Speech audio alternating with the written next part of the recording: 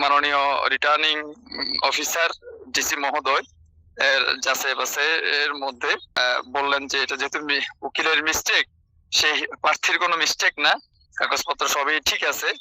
তো এটাকে বলছেন যে আজ বিকেল 5টার মধ্যে অফিস টাইমে যে কাগজ স্বাক্ষর সম্বলিত যে কাগজ এটা যদি আমরা জমা দিতে পারি দেই, তাহলে এটা বৈধ ঘোষিত হবে।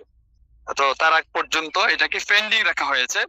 তো আমরা আশা করি ইনশাল্লাহ 1 ঘন্টার মধ্যে এটা আমরা সাবমিট করবো ইনশাল্লাহ।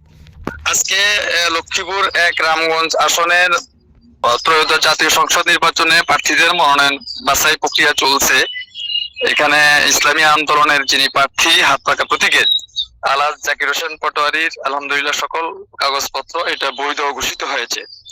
বাকি নোটারির প্রত্যেক পেজে যে উকিলের স্বাক্ষর প্রয়োজন, সেটা আমাদের উকিলের একটু মিস্টেকের কারণে শেষ পেজে স্বাক্ষর করা হয়েছে, যার কারণে মাননীয় রিটার্নিং অফিসার ডিসি মহোদয় এর যাচাই বাছাই এর মধ্যে এটাকে বললেন যে এটা যেহেতু উকিলের মিস্টেক, সেই প্রার্থীর কোনো মিস্টেক না, কাগজপত্র সবই ঠিক আছে।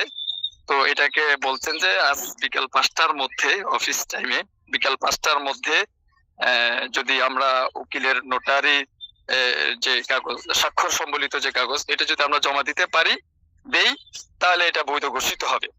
তো তার আগ পর্যন্ত এটাকে পেন্ডিং রাখা হয়েছে। তো আমরা আশা করি ইনশাল্লাহ 1 ঘন্টার মধ্যে এটা আমরা সাবমিট করবো ইনশাল্লাহ।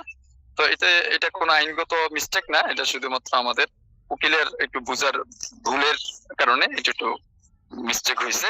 তো আমাদের মনোনয়ন পত্রটা এখনো পেন্ডিং আছে। আমরা আশা করছি যে ইনশাল্লাহ আমরা 1 ঘন্টার মধ্যেই এটার একটা সুন্দর সমাধান আমরা পাবো ইনশাল্লাহ, এবং আমাদের এটা ইনশাল্লাহ বৈধ ঘোষণা হবে।